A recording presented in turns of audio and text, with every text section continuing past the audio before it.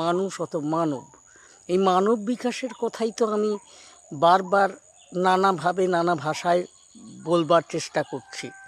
তাই এখানে মানব বিকাশ বলতে গিয়ে একেবারে মানুষের প্রাচীনতা, প্রাণীকুল থেকে মানুষের সৃষ্টি যেখানে, সেখান থেকে কথা বলার শুরু করতে চাইছি।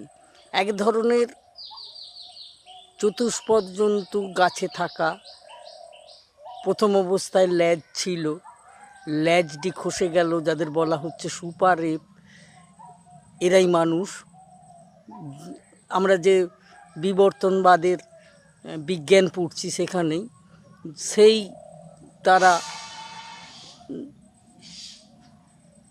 কবে গাছের থেকে মাটিতে নামলো এবং 4 পায়ের বদলে 2 পায়ে হাঁটলো, দেখলো জগৎটাকে নতুন করে।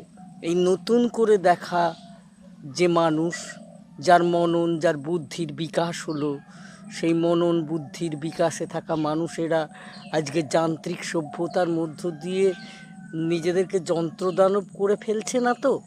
এই কথা পর্যন্ত রেখে আমি আজকে থামিয়ে নিলাম। নমস্কার।